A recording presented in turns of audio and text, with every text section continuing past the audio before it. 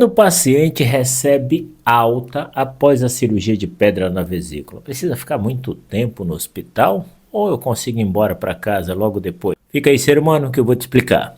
Eu sou o Dr. Márcio Fernandes, cirurgião geral e cirurgião de cabeça e pescoço. Esse canal é destinado ao mundo da cirurgia. A primeira coisa que vocês têm que entender é que o médico ele dá alta para um paciente a partir do momento que o risco de ter complicação já fica extremamente baixo. Por que a gente fala isso? Porque naquela fase inicial após a cirurgia é onde ocorre o maior índice de complicação. E caso ocorra alguma complicação, é interessante que aquele paciente já esteja no hospital e apenas o cirurgião chegue no hospital para resolver aquela possível complicação. Se ela ocorrer, ele está num ambiente hospitalar que tem pessoas que podem ajudar ele inicialmente, dar suporte para ele, que Deus o livre, para que nada aconteça. E também tem a questão de que aquele paciente ele foi anestesiado, ele tem que ter uma recuperação da cirurgia, que também pode ter muitos efeitos colaterais e complicações, e que é por esse motivo que ele fica no hospital. A partir do momento que esse hospital está praticamente livre desses riscos, ou que tenha um risco ele seja bem pequenininho, a gente já consegue dar alta com segurança. Mas pense da seguinte coisa: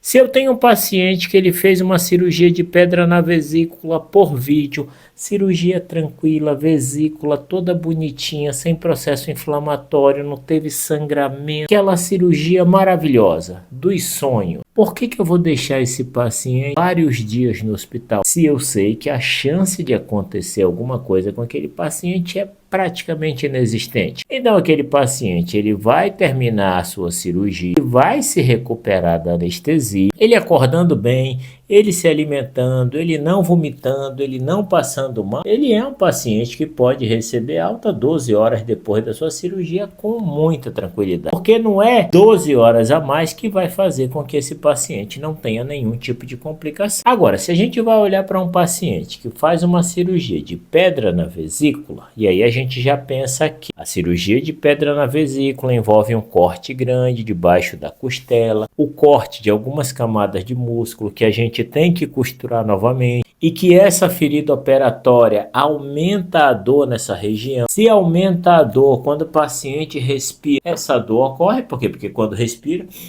tufa o peito, vai impactar lá no local onde está a ferida, ele vai sentir mais dor. Consequentemente, eu preciso tirar a dor desse paciente o máximo que eu puder para que ele consiga se recuperar de forma efetiva, até porque nas primeiras 24 horas é o momento que mais se tem dor. Então, o ideal é que eu tenha esse paciente dentro do hospital para fazer medicações na veia, diminuir a quantidade de dor desse paciente, ele poder se movimentar, respirar da maneira adequada e evitar complicações relacionadas a isso. Então, se eu faço uma cirurgia aberta, eu vou dar alta para esse paciente no mesmo dia? Não, o ideal é que eu segure esse paciente um pouco mais de tempo no hospital, até passar aquele momento de dor mais intenso, que vai ser ali nas primeiras 24 horas, e depois eu posso dar a alta daquele paciente. Agora, digamos que esse paciente que fez a cirurgia de pedra na vesícula aberta seja uma paciente magra, extremamente magra, com uma boa estrutura muscular, uma vesícula sem processo inflamatório nenhum, que a gente consiga fazer a cirurgia com uma incisão bem pequenininha. Claro que ela pode receber alta à noite. A chance dessa paciente ter complicação é pequena, e a chance dela ter dor que o remédio em casa não consiga tratar também é muito pequena. Mas entenda que quanto mais sobrepeso o paciente tem, mais aquela ferida cirúrgica vai ser dolorida e maior vai ser a ferida cirúrgica, para poder ter acesso à cavidade abdominal.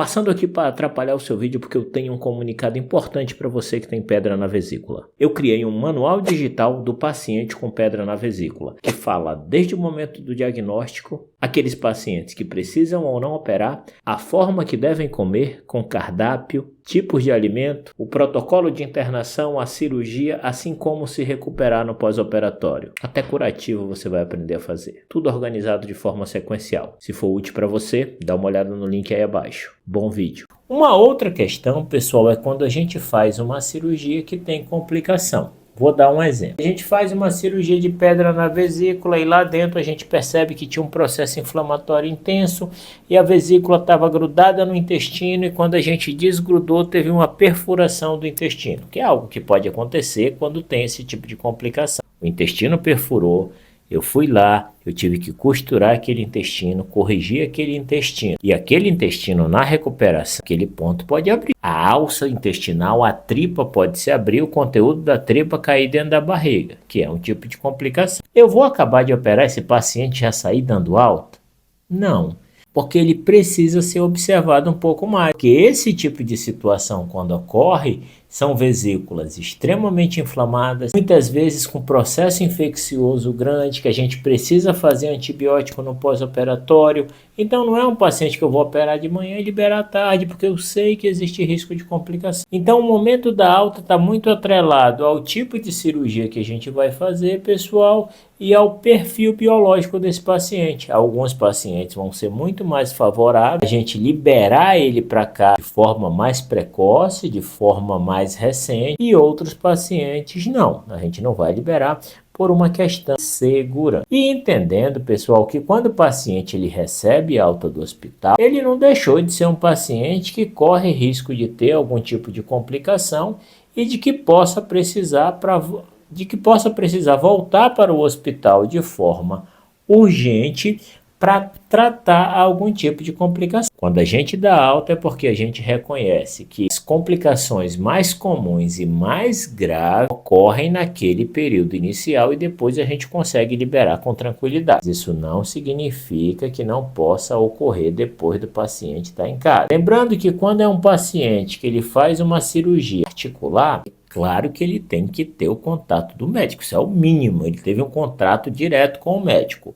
E ele tem que ligar diretamente para o seu médico, que fez a cirurgia particular. Agora, se for um paciente que ele depende de um hospital como o SUS, aí o SUS ele já se divide de outra forma, quando o paciente tem alguma complicação e que ele já recebeu a alta. O médico ele trabalha no hospital de cirurgia letiva e programada, e o SUS dá suporte às cirurgias de emergência nos pronto-socorros, ou seja, os pronto-socorros, os pronto-atendimentos já vão ter os médicos plantonistas para avaliar possíveis complicações cirúrgicas que ocorreram naquele hospital público que foi realizada a cirurgia. Então, existe essa divisão, ou seja, o paciente que fez a cirurgia no SUS, se ele tiver uma complicação, infelizmente ele não vai ser atendido pelo mesmo médico que realizou a cirurgia. Porque o paciente do SUS é um paciente do Sistema Único de Saúde, ele é do SUS, ele não é de um médico específico. E, portanto, para que aquela complicação dele seja resolvida, vai ser direcionado para uma determinada instituição onde tem médicos do SUS e que vão avaliar o seu problema. Vocês conseguiram entender, meus seres humaninhos? Se esse conteúdo foi útil, não se esqueça de se inscrever no canal. Completamente gratuito, eu ganho a presença de vocês e vocês recebem vídeos quase diários. Um abraço no coração de vocês e fiquem com Deus. Fui!